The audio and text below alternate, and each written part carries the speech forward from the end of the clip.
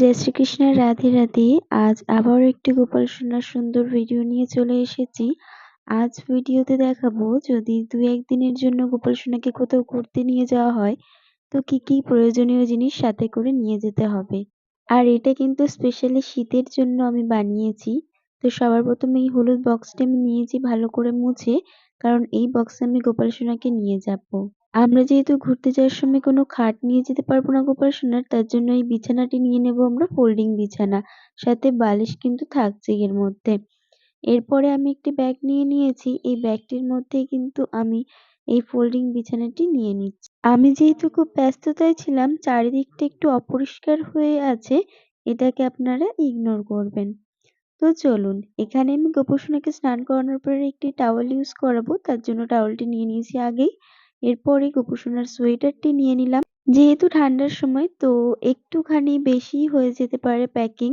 এরপরে আরেকটি পঞ্চু নিয়ে নিলাম, যেহেতু আমরাও বদলে বদলে সোয়েটার বদলে বদলে জামা পরবো, তাই গোপাল সোনার জন্যও নিয়ে নিলাম। আর এই লাল জামাটি পরিয়ে আমি গোপাল সোনাকে নিয়ে যাব। আর এখানে আরেকটি ছোট্ট লেহেঙ্গা নিয়ে নিচ্ছি। সাজগোজের পর রাত্রে ঘুমানোর সময় কিন্তু আমরা একটু হালকা জামাই পরাবো, তার জন্য এই সুতির নীল রঙের জামাটি নিয়ে নিলাম। এরপরে আমি 3টে প্যান্টুলুন নিয়ে নিলাম গোপু সোনাদের। এরপর গোপু সোনার জন্য একটি সোয়েটারের একটি প্যান্ট নিয়ে নিয়েছি, এটা আমি কখনো পরাতেই পারবো ওকে।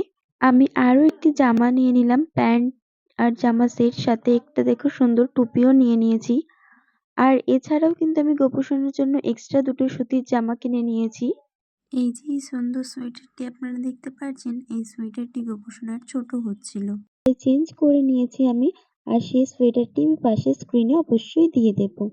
আর যেহেতু আমরা ঘুরতে যাব, তো আমরাও ব্যস্ত থাকবো, তার জন্য গোপু সোনার এই খেলনাগুলো নিয়ে যাব, ফাঁকা সময়ে গোপু সোনা খেলতে পারবে।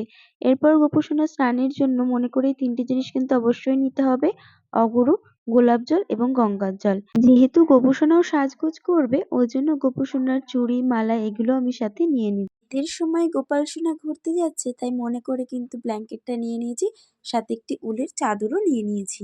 গোপাল সোনার ভোগে দেওয়ার জন্য অবশ্যই তুলসী পত্র নেবেন। একটি ছোট্ট কৌটাতে একটি ভেজা কাপড়ে কিছু তুলসী পত্র নিলে সেগুলো কিন্তু 2-3 দিন ভালো থাকবে। তুলসী পাতা যদি আপনারা না পান, তবে একটি শুদ্ধ তুলসীর মালা, যেটি কেউ গ্রহণ করেননি, নতুন তুলসীর মালা আপনারা গোপাল সোনার ভোগ দেওয়ার পর পাশে রেখে দেবেন। মনে করে গোপাল সোনার জন্য কিছু শুকনো খাবার নিয়ে নেবেন: সোনপাপড়ি, চিড়ে, বিস্কিট, ড্রাই ফ্রুটস, খেজুর, ফল, এগুলো কিন্তু আপনারা নিয়ে নিতে পারেন। সাথে থালা গ্লাস তো অবশ্যই নেবেন।